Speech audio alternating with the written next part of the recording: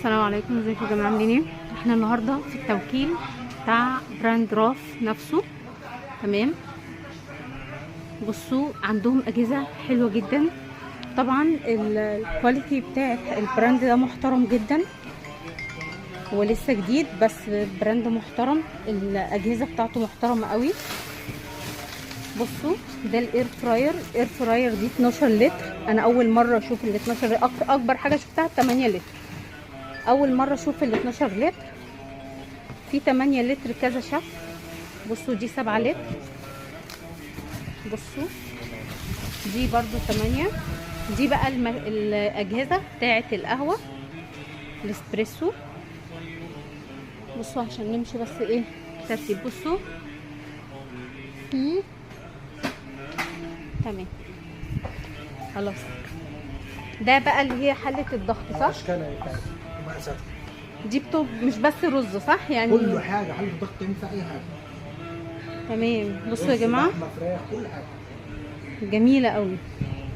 بتعمل فيها الرز واللحمه والفراخ، وعلى فكره بيحطوا فيها الحاجه من غير ميه من غير زيت، تستوي بيبقى طعمها حلو جدا. في 5 لتر، في 6 لتر. اظن دي بقت اساسيه يعني في كل بيت. الناس بقت بتحوش عشان تجيبها. بصوا البراند ده ميزته ان هو موفر لك الحاجه بكواليتي وخامات عاليه جدا واسعار مناسبه جدا. مش هنقول اسعار قليله لان الخامات اصلا عاليه عشان يعملوا حاجه محترمه، فطبيعي هتبقى يعني سعرها رافع، بس مش رافع بشكل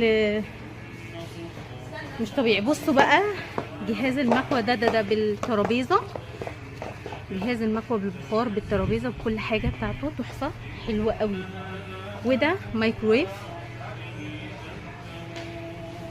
هاند بلندر. بصوا الجهاز ده فيه مكانس. دي العجان المكاوي.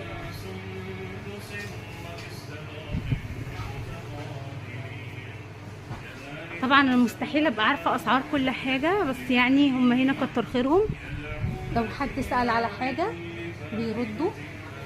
كمان بيعملوا خصومات حلوه قوي. بصوا الهاند بلندر ده فيه كذا حاجه فوق اهو. معلش طبعا مؤخره.